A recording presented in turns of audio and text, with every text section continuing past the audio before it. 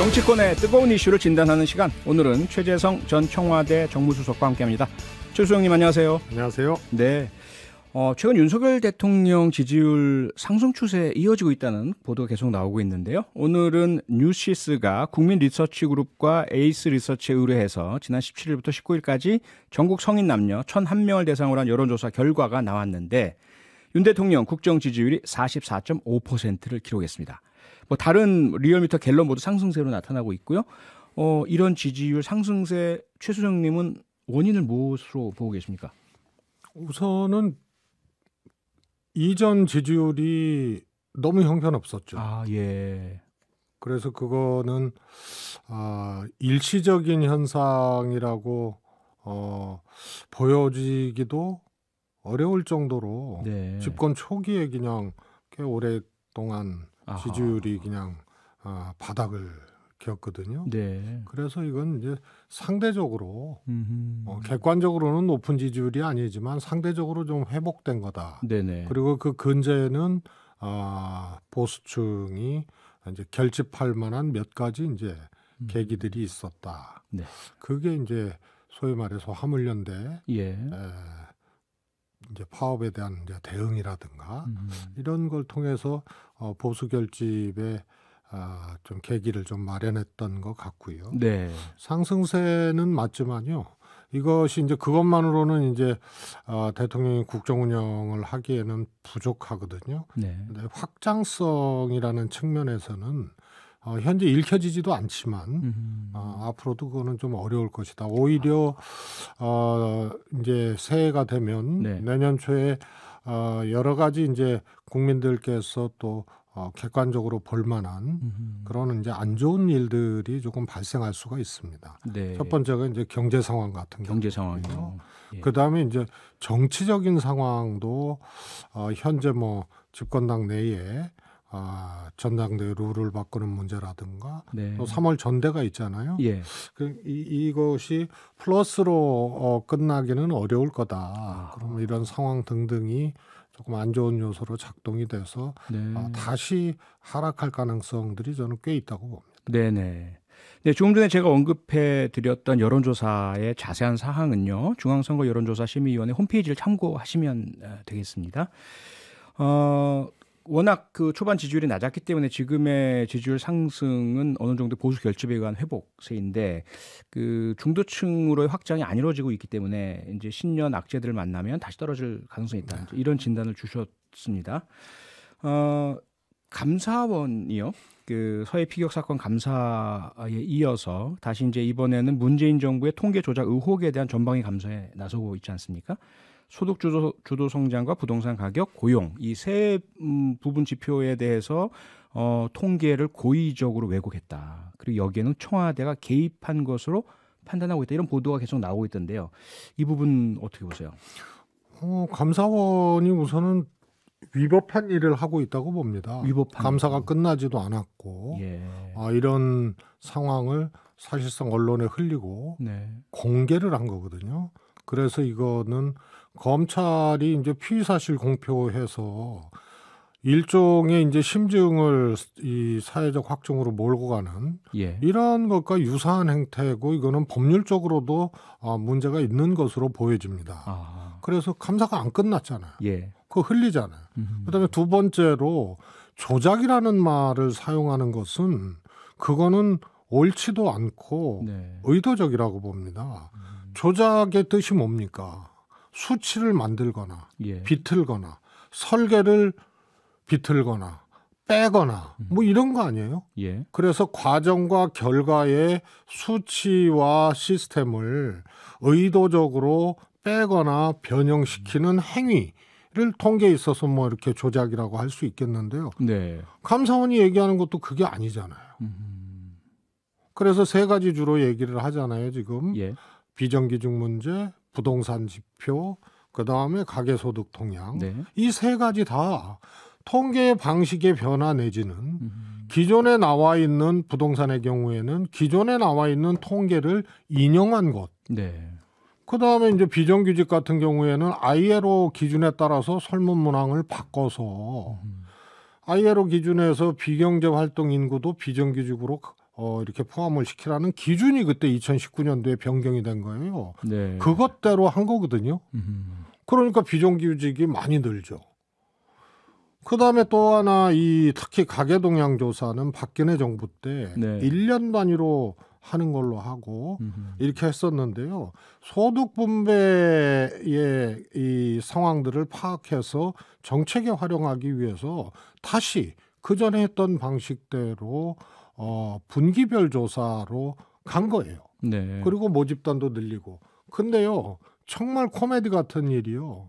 감사원이 이걸 조작이라고 얘기하는 것도 말도 안 되지만 문재인 정부에서 분기별 가계동향 조사로 바꿔서요. 2018년도 1분기 첫 조사에서 폭탄 맞은 거 아니에요. 네. 격차가 더 벌어지고. 아하. 그럼 문정부에서 통계를 조작해서 문정부의 정책과 상반된 결과를 나오게 했다는 게 그 감사원 주장이 되는 셈이거든요. 문정부에게 안 좋은 조사 결과가 나왔어요. 네. 그래서 이 세 가지 다 우선 조작은 아닌데 조작이라는 용어를 사용한다는 거.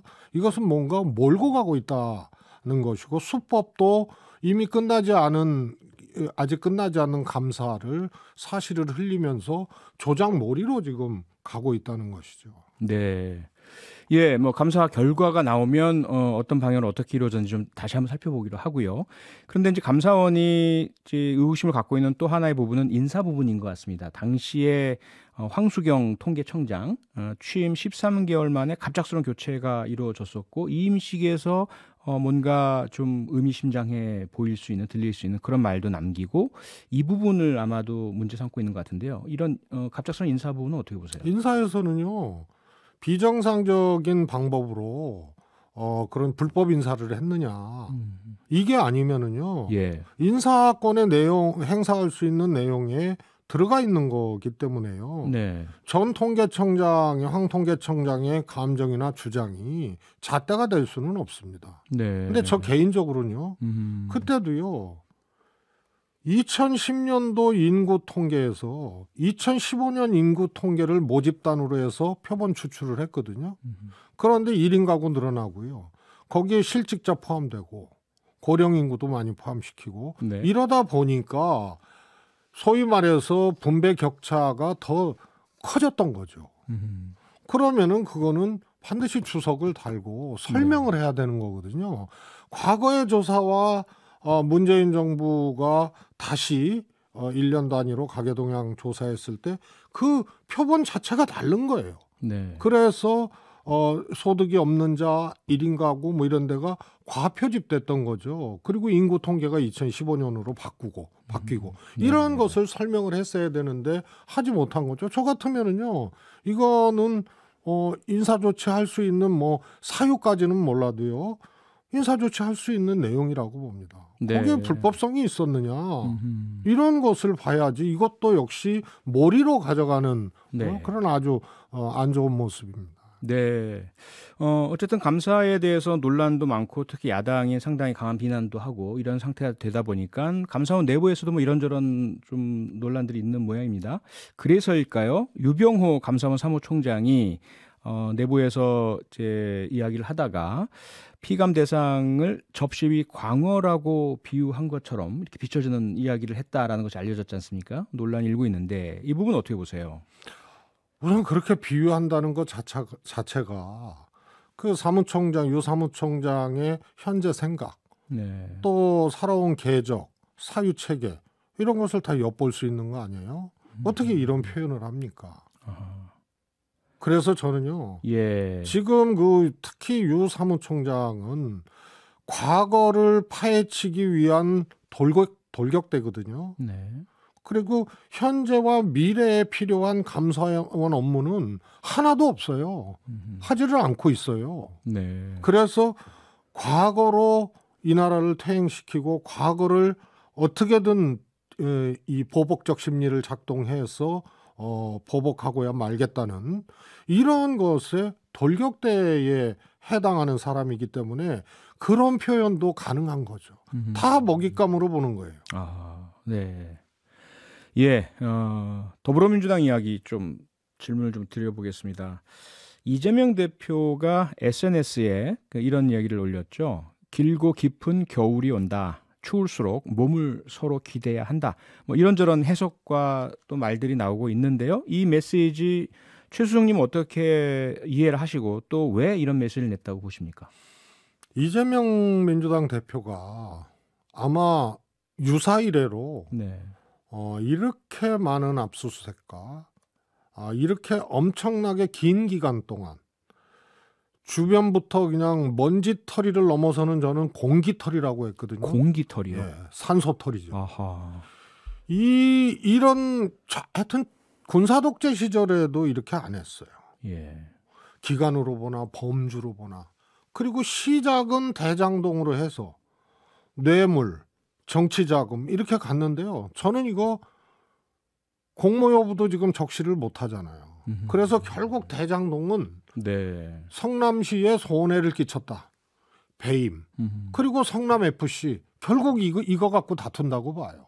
그러면 그동안 정말 장편 대하소설처럼 그렇게 검찰이 써내려갔던 대장동 그 대하소설은 결국은 배임과 성남FC로 귀착되는 거예요. 아하. 조국 전 장관 수사 우리 기억하지 않습니까? 네. 사모펀드로 특히 직위를 활용해서 이걸 사기친 걸로 그렇게 몰고 가다가요. 결국은 표창창 남은 거예요. 위법성의 여부를 물론 이제 따지고 네. 시비를 가렸지만은 네. 앞에 전 과정은 누가 표창장에 주목했어요? 사모펀드였잖아요. 네. 이것도 마찬가지로 대장동이라는 엄청난 대하소설을 쓰다가 결국은 성남FC로 가고 대장동은 배임 공방만 남을 거예요. 네. 그러니까 지금까지도 매우 길고 추운 겨울이었죠. 아하. 그런데 앞으로 검찰이나 네. 이 정치보복적 행위에 대해서 이제 더 큰 시련이 있을 수 있다. 네. 이런 것에 대해서 이재명 대표가 그렇게 표현을 한 것이 아닌가 싶습니다. 네. 뭐 검찰 일각에서 흘러나오는 얘기를 보면은 김용 정진상 두 사람이 돈을 받았다라고 주장하는 유동규의 주장, 이것이 뭐 정치 자금 이렇게 해서 아마 이재명 대표에게로 곧 올라갈 것이고 소환 조사가 있을 것이다, 이런 예측들이 나오던데 그 부분은 현실성이 없어 보인다고 보십니까? 이게 카더라 공소장이거든요. 네. 전부 전원 아니에요. 네. 증거도 없어요. 본인들이 유동규가 정진상이 네. 집에서 유동규로부터 돈을 받을 때 CCTV를 피하기 위해서 계단으로 올라갔다. 예. 그거 공소장에서 뺐잖아요. CCTV가 있었거든요. 아파트 현관 입구에. 네. 이런 짓을 해요. 그래서 이거는 카더라 공소장이기 때문에 제가 보기에는 이거는 하여튼 네. 검찰이 해도 너무하는 거죠. 예. 그런 상황인데 사실 민주당 내부에서는 너무 길고 앞서 말씀하신 것처럼 민주당 전체가 이재명 대표의 사법 리스크 방어를 위한 이러한 어떤 부분에 너무 전력을 쏟는 것 아니냐, 이런 내부 비판도 계속 나오고 있지 않습니까? 저는요. 예. 민주당의 구성원들이 객관적으로 봤으면 좋겠어요. 객관적으로요? 예, 네. 대선 경선 리바이벌을 하면 안 되거든요. 네. 그때는 정치적 견해도 다르고 경쟁했고 또 심리적으로도 또 미워할 수도 있고. 네. 그런데 이거는요. 누가 봐도 이건 검찰이 너무하는 거 아니에요. 누가 봐도 정치 보복이고. 그다음에 첫 출발에 대장동 그랬을 수 있다라고 동의했던 사람도 지금 대장동 정치자금 뇌물 이런 것은 소위 말해서 이재명 대표가 부정한 돈을 받아서 그 대신 특혜를 주고 이거는 싹 없어지는 과정이에요 지금. 네. 그래서 이걸 객관적으로 보면은 정치적 관계에 어떻든 간에 이거는 똘똘 뭉쳐서 이렇게 엄청나게 칼질을 하고 총을 쏘아대고 이런 것에 대해서 같이 막지는 못할 지언정 이것을 가지고 다른 얘기를 하고 다른 생각을 하는 것은 그것은 그야말로 대장동의 주범이 네. 이재명 대표다라고 했을 때 그때 정치적으로 처리를 하는 거죠. 네. 근데 이거 봐도 지나치잖아요. 대장동은 실종돼요. 알겠습니다. 네, 시간이 벌써 다 됐네요. 그래서 오늘 정치 프로파일링은 여기까지 하겠습니다. 지금까지 최재성 전 정무수석이었습니다. 고맙습니다. 감사합니다. 평일 저녁 6시 5분에 여러분을 찾아갑니다. MBC 라디오 표창원의 뉴스 하이킥.